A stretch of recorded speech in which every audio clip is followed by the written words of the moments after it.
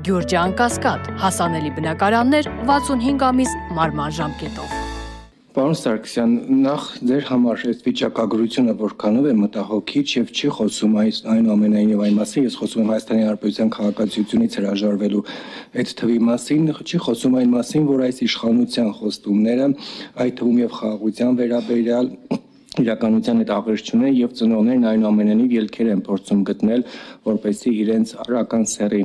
երեխաներին Հայաստանի Հանրապետության քաղաքացիությունից հրաժարվելու գործընթաց սկսեն եւ նաեւ ձեր խրախուսական մոտեցումները փողի տեսքով, նաեւ այն պատիժները, որ բերեք փող տվեք, որքանով են նման Նիկոլ Փաշինյանի ասած փողը տվեք, դու գանվեք, փողը տվեք, դու գանվեք, դուք մեկ նախագիծել եք բերել, էլի որը կապված էր փողի հետ եւ ըստ էության սա սոցիալական անհավասարություն չի առաջացնի եւ նաեւ այն քաղաքացին, որ հնարավորություն ունի իր երեխային ազատել, գումարը վճարի, հրաժարվեն Հայաստանի Հանրապետության քաղաքացիությունից եւ մնան մարդիկ, ովքեր սոցիալապես անապահով են եւ նրանք գնան պաշտպանեն Հայաստանը հայրենիքը։ Շնորհակալություն։ Շնորհակալ եմ։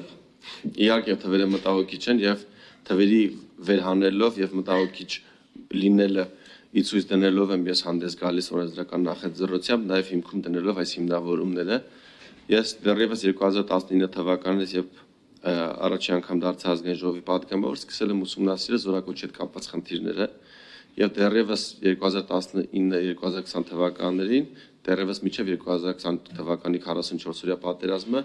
ես հանդես եմ եկել մի շարք ելույթներով եւ վերլուծություններով նշելով, որ մեր ժամկետային զինծառայողների թիվը կրճատվել է էականորեն եւ բերել եմ թվեր, մի շարք գործիչներ անգամ քննադատեցին, թե ինչու եմ ես դրա մասին խոսում։ Ամեն դեպքում ավելի մանրամասն դա ներկայացրել եմ այն ժամանակվա 3 խմբակցություններին՝ Բարգավաճ Հայաստան, Լուսավոր Հայաստան եւ Իմ Քայլը Դաշինքին, նշելով, որ մենք ունենք լրջագույն խնդիր կապված սորակոչի հետ։ Խնդիրների մի մասը գալիս է նաեւ օբյեկտիվ պատճառներով, դա կապված է ծնելիության թվի անկումով եւ ծնված տղաների թվի նվազմամբ։ Երբ նայում ենք ծնված տղաների թիվը, ես հիմա ավելի ստույգ ասեմ, ամենաշատը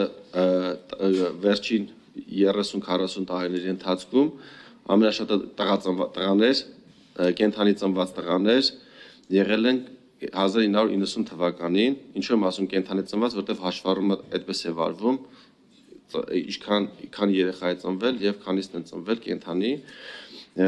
եւ այսպես 1990 թվականին կենդանի ծնված տղաներ տենց է տալիս առողջապահության նախարարությունից տենց են, կամ ողջ ծնված տղաներ կարող ենք ասել, որպեսզի շահարկումների տեղիք չտան։ 1990 թվականին ունեցել ենք 41054 տղաներ ծնված։ 2001 թվականին ունեցել ենք 17285, այսինքն երկուսից ավել անգամ ծնված տղաների թիվը պակասել է, նաև կարող ենք ենթադրել, որ 18 տարի հետո երկու անգամ ավելի քիչ զորակոչիկ ենք ունեցել։ Սա հասկանալի պատճառ է, բայց նաև կան այլ մտահոգիչ պատճառներ, դրանք են ստեղծված աշխարհական իրավիճակը եւ նաև 44-օրյա պատերազմը, եւ երբ նայում ենք քաղաքացիությունից հրաժարված անձանց թվի աճը, տեսնում ենք, որ 2020 թվականին ամենաշատն ենք ունեցել քաղաքացիությունից հրաժարվելու դեպքեր համեմատական մյուս տարիների հետ, եւ 2020-ից հետո մինչեւ 2024-ը թիվը գնալով նվազել է։ Սա կապված է իհարկե անվտանգային վիճակով նույնպես։ Ինչ վերաբերվում է սոցիալական անարդարությանը, նշեմ, որ նախագիծը գալիս է ոչ թե սոցիալական անարդարություն բերելու, այլ վերականգնելու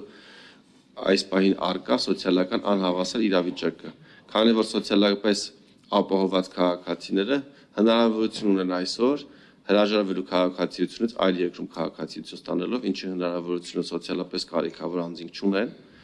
եւ սրանովից նրանք լուծում են զինվորական ծառայությունից խուսափելու հարցը դեռևս պատանի հասակում մինչև զորակոչային տարիքի հասնելը։ Եվ երբ որ մենք նայում ենք նաև պաշտպանության նախարարության գործընկերներն են ասում, օրինակ 1000 հարկ վճարողների ցանկը երբ նայում ենք, նրանց երեխաները մեծամասամբ չեն անցնում այս մեր զորակոչով, այսինքն իրենք անգամ հաշվառման չեն անցնում,